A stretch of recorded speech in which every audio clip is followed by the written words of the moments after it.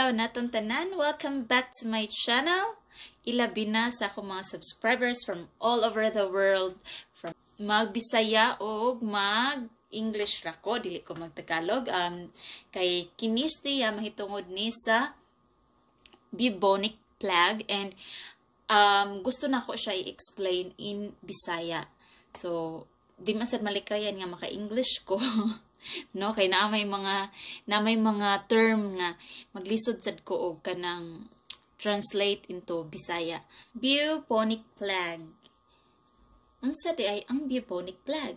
Siguro usa sad mo sa mga naagian sa newsfeed mahitungod sa balita nga aduna na say laing sakit nga ning exist didto sa China, specifically sa Mongolia, nga gitawag og bubonic plague. Pero usa sad ninyo ming share na sad ana nga maong balita, pero walay enough knowledge kung unsa gyud ang bubonic plague.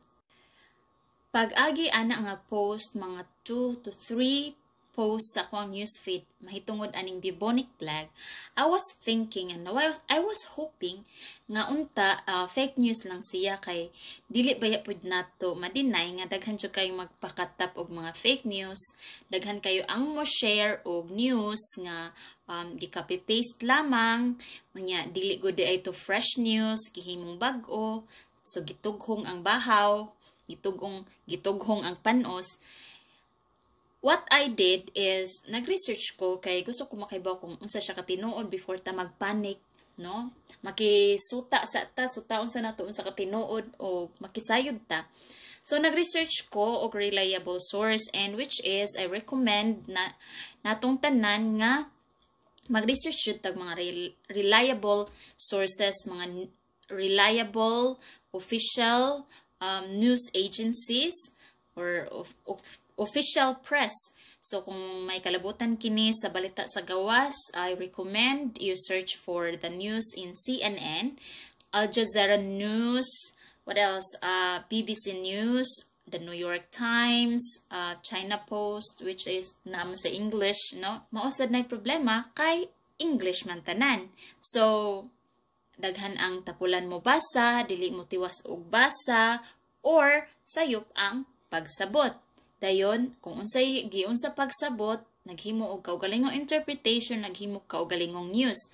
In my case, I search CNN and then I'm making this video, no? I search from CNN and I confirm nga tinuod jud siya nahitabo nga naay bag-ong sakit or naay sakit nga ming exist na sad sa China. From CNN News, Chinese authorities confirm case of the bubonic plague in Inner Mongolia. So, tinuod jud ay siya. But before ko magpanic, gusto sa nako masabtan kung unsa day or magpanic or ma-anxiety, before ko mabalaka, gusto sa nako masabtan kung unsa din ang bubonic plague. Kita ra ko sa picture, makalilisan kay ang picture, no? Diba? Makalilisan kay ang picture. So, unsa din ang bubonic plague? Asa man ko mangitag tubag sa akong pangutana. So, I recommend again, you research on the facts about the bubonic plague kanang reliable source na sad, which is the Center for Disease and Control or the World Health Organization. So, I'm making this video for the sake of audio people. What is audio people? Kanang ganahan lang maminaw ba, di ganahan mo basa. So, ako na lang siyang basahon para ninyo, plus i-translate sa ninyo. And I hope, just comment lang kung sayop ko sa akong translation. I would appreciate it. But at least, you listen to me. No? Akong basahon para ninyo for the sake nga kapoy basa labi nag in English nya taas kayo kapoy basa oy. So naani siya nga ako na research about sa bubonic plague from official website sa Center for Disease and Control. So akong basahon ang frequently asked question or we say FAQ, frequently asked question mahitungod sa bubonic plague. First question, what is plague? Sa Bisaya pa, ang plague, dili na ka ng bayang maghilo. Sa Bisaya pa ang plague mauna siya ang gitawag og dilubyo, no? Og kanang dilubyo naa na say nagkalanlain nga matang. So akong basahon ang tubag sa CDC. What is plague? Plague is an infectious disease that affects rodents, certain other animals, and humans. Sa siya ka makatakod nga sakit nga nakaapekto sa mga rodents or kanang mga dagko bitaw nga mga ilaga kanang makita nato sa kanal sa mga imburnal nga mga dagko na kaayo nga usay mahadlok na gani ang iring ana nila, no?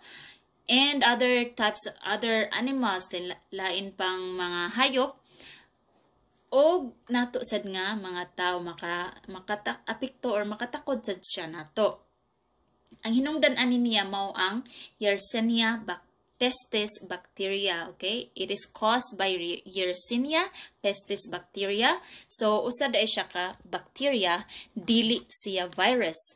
These bacteria are found in many areas of the world, including the United States. So, makita ni siya nga bacteria, ang Yersinia pestis bacteria, sa tibuok kalibutan, lakip na ang Estados Unidos. So, posible na apo na siya sa Pilipinas, diba? Next question. How do people become infected with plague? Sa unsang pamagi ang tao mataptan sa maong sakit? People most commonly acquire plague when they are bitten by a flea that is infected with a plague bacteria. Mataptan ta aning sakita kung napakan kita og mga pulgas o mga kuto sa mga hayop nga carrier sa mao nga plague or sa carrier sa mao nga bacteria. People can also get infected from direct contact with infected tissues or fluids while handling an animal that is sick with or that has died from plague. So, mahimo pud tang mataptan ani nga sakit kung nihiram ta, doon na tayo direct nga paghiram o contact sa nagsakit nga hayop or namatay nga hayop unya nihiram ta sa iyang fluid. So, pwede sa tang mataptan sa mao nga sakit. O finally, people can become infected from inhaling respiratory droplets after close contact with cats and humans with pneumonic plague. So, pwede po tang mataptan niini from respiratory droplets. Similar po siya sa COVID-19 nga pwede siya matakod through respiratory droplets kung aduna kay close contact sa tao nga duna aning pneumonic plague, then nagstorya ka, wala kay mask, so similar gani sa COVID-19, so pwede pud ka matakdan ana. So, and not only humans but also from animals such as cats nga naay pneumonic plague, unya pwede pud ka matakdan ana. For example, nakighalog-halog kasi imong iring, imong iring kay naay ka ng pneumonic plague, siguro limpyo pud na imong iring kung naa na sa balay, dili ka ng pariwara nga iring sa gawas. And next question. What are the different forms of plague? Adunay tulo ka klase sa plague. Mao kini ang bubonic plague, septicemic plague, o ang pneumonic plague. So, unsa man ang bubonic plague? Patients develop sudden onset of fever, headache, chills, and weakness, and one or more swollen, tender, and painful lymph nodes called buboes. This form is usually the result of an infected flea bite. Ang kini ang bubonic plague mao ni siya'y resulta sa pinaakan sa pulgas. So kung kanang pulgas nga nimpaak nimo gikan na sa hayop nga adunay bubonic plague, mao nga mataptan pug ka. So unsa may mga simptomas ani niya? Kalit lang nga paghilanat, dayon sakit ang ulo, chills, takig, weakness, maluya ka, and one or more swollen, tender, and painful lymph nodes. Adunay mga panghubag-hubag. The bacteria multiply in the lymph nodes closest to where the bacteria entered the human body.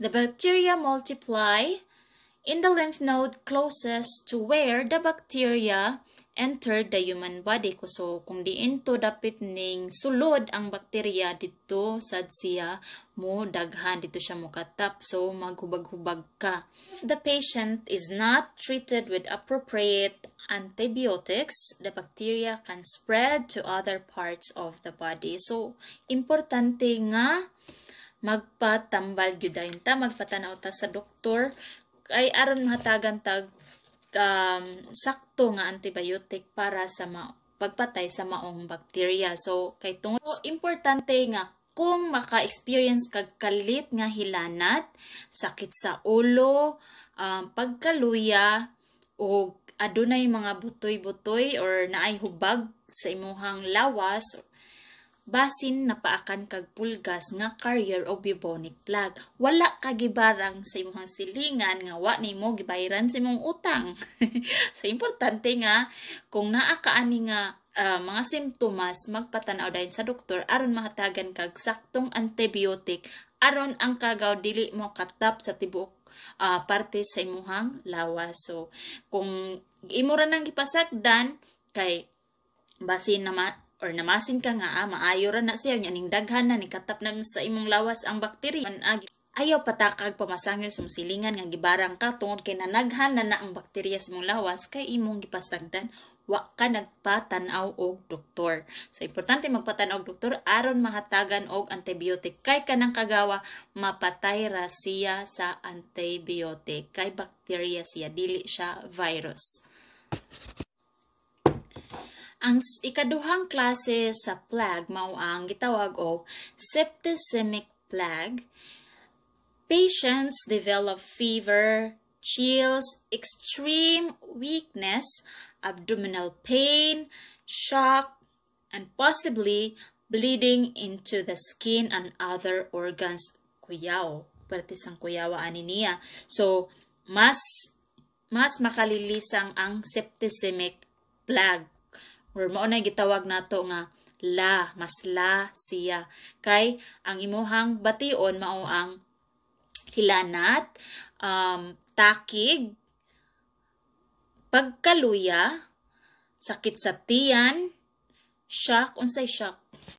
Shock, murag mao na siya ang pamugtaw. Unya, lagmit sad nga magdugo ang imuhang panit. So mo na siya kuyaw nga mas kuyaw pa ni siya ang septicemic plague. Skin and other tissues may turn black and die, especially on fingers, toes, and the nose. So, mulagom ang imuhang mga tudlo, ang imong mga kuyamoy sa tiil, o posible sad ang imuhang ilong. Septicemic plague can occur as the first symptoms of plague.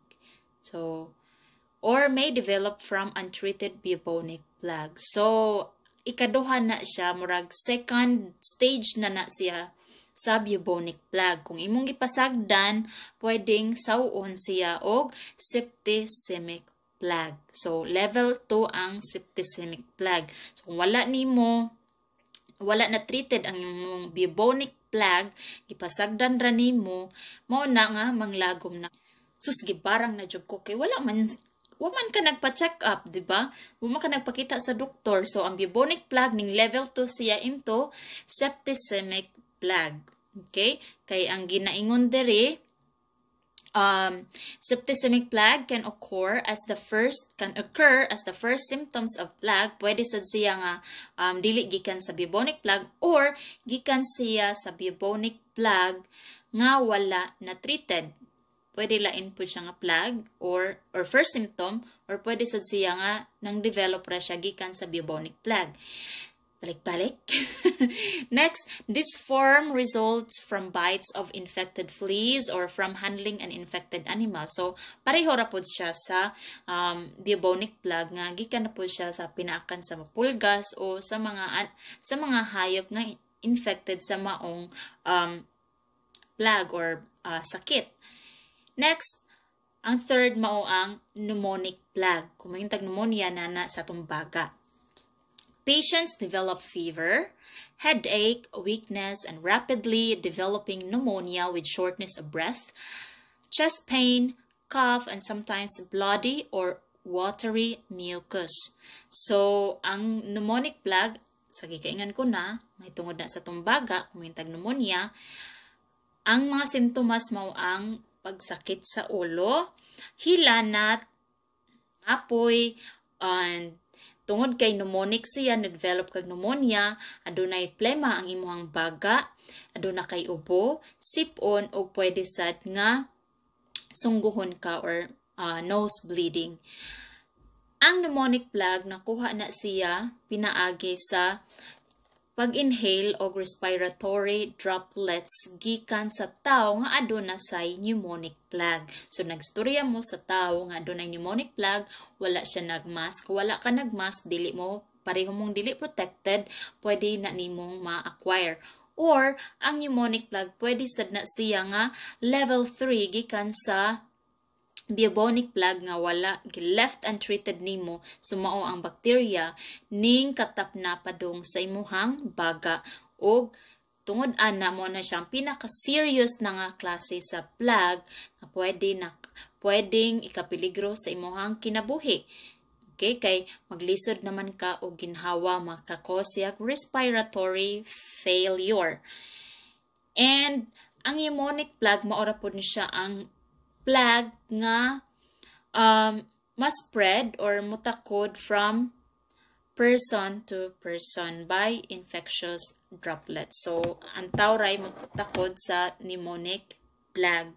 So, kinahanglan jud kung naa mo ani yung mga pamation, gikan ba mo hiram og mga hayop or pananglitan na hinumdumisad kung napaakan pa mo pulgas or nahiram og hayop nga patay or hayop nga nagmasakit nya kanang wala mo nang limpyo sa inyong self.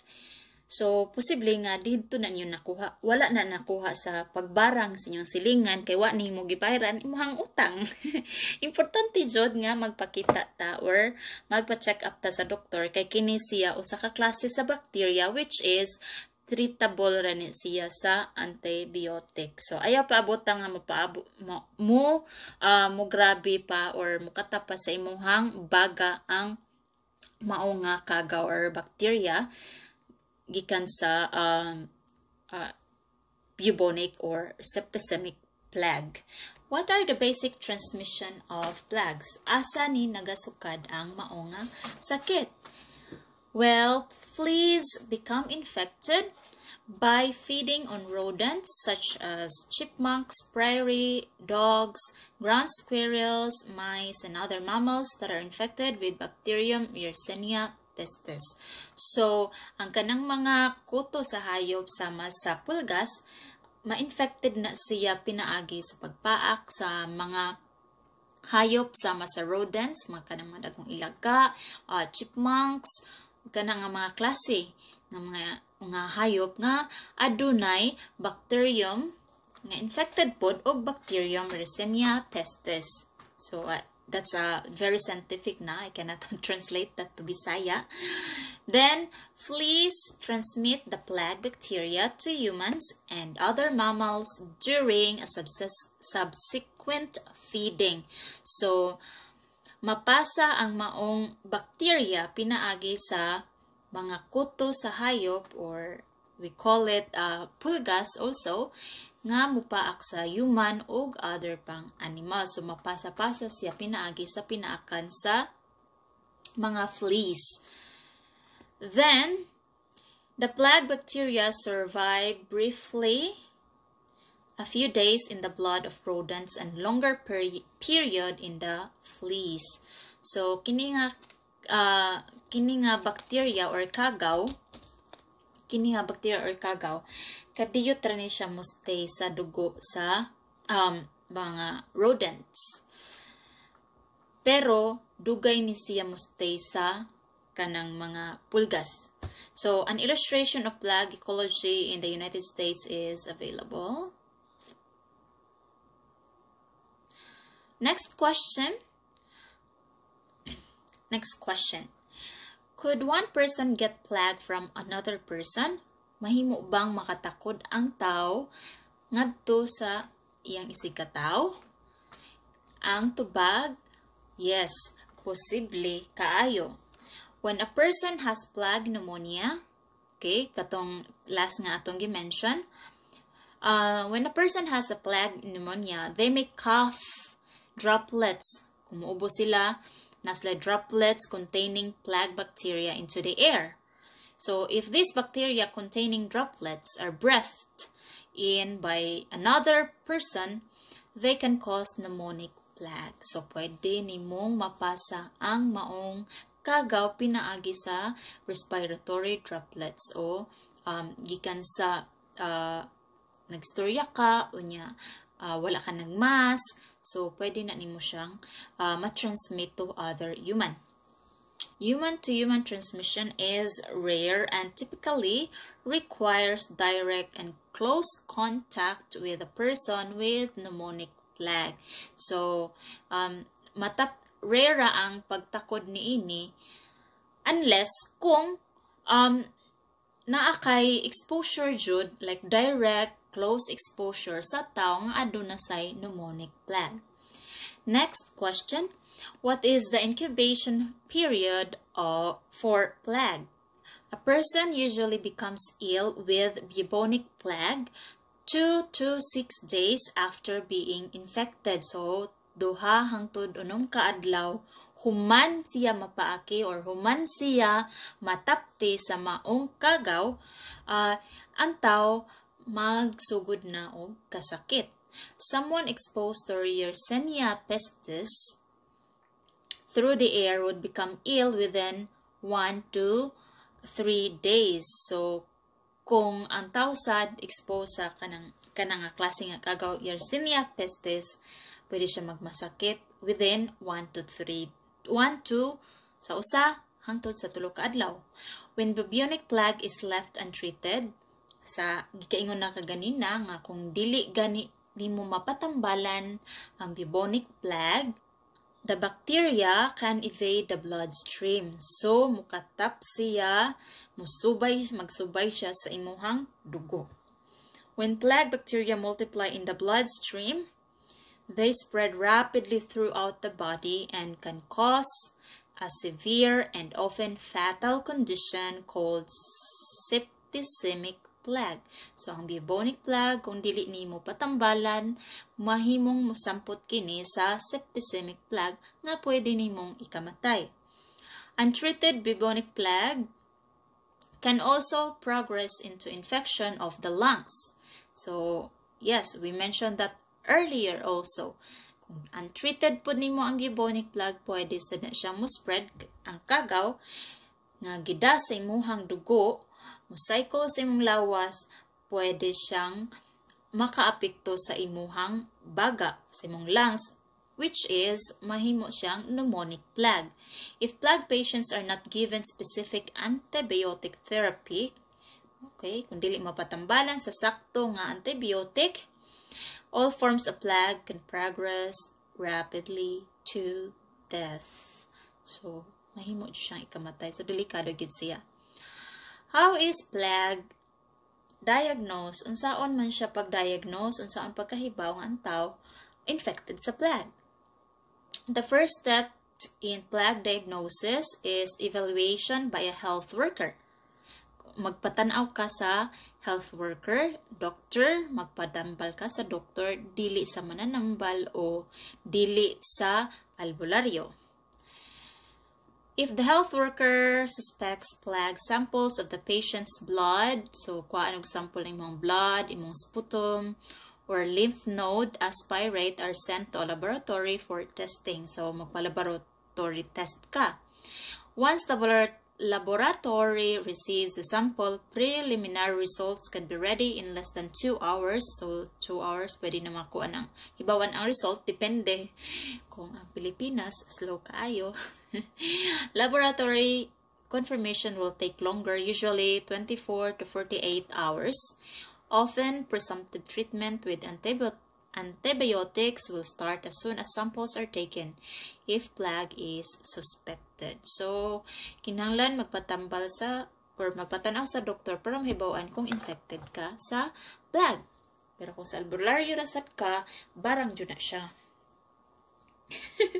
Okay, so mauto siya ang plague, guys. So na posible dili lang na siya sa China, posible nga kung naay plague man gani sa Pilipinas, dili sa takaingon nga gikan gyud na siya sa China. So pwede pod nga gikan gyud na siya mismo sa Pilipinas kay naapod tay mga rodents sa Pilipinas. So importante jud nga limpyo sad ang atong palibot and limpyo sa atong kaugalingon and magpa-check up, magpa-tanaw sa doktor kung naa kay mga sintomas nga nahibawan. Lastly, my advice is that kung naamoy makit-an contents or mga post niagi sa imong news feed, ayaw pagdali-dali og share niini kung wala nimo nabasa ang tibuok contents o wala nimo nasabti ang tibuok contents, and kung mo share man gani ka butangi og caption kung giunsa na nimo siya pagsabot, diba? Para dili siya mahimong misleading. And always look for a very reliable source. Dili lang kay matod ni, matod niya, matod ni Mari, matod ni Pari, matod ni bisan kinsa, okay? And sa karon labi na karon na ata sa pandemic, daghan jud tag mga gikahadlukan, daghan tag kabalaka. So mas maayo nga magtuon pud ta samtang na ata sa balay. Samtang naghigamit tag internet, gamiton ni nato sa maayong paagi, pinaagi sa pagtuon, pangita ug sakto nga sources sa maong balita.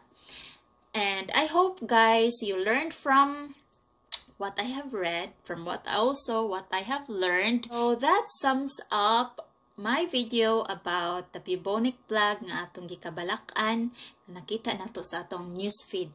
And if you like this video, don't forget to click like, subscribe, and the notification bell button aron dali ra ninyo madumduman ang akong channel para ma-share ninyo or gusto ninyo matanawan o usab. Pwede sa ninyo after watching this, share to your friends, share to your timeline para sa makakaton pod ang uban nga dili hilig og basa. So thank you guys for watching and for your patience. See you on my next video. Don't forget to comment if you have any suggestions for the next content. And if you have some clarifications and added information to be added sa ako ang video, please just comment down and I would really appreciate to learn from you. So see you guys for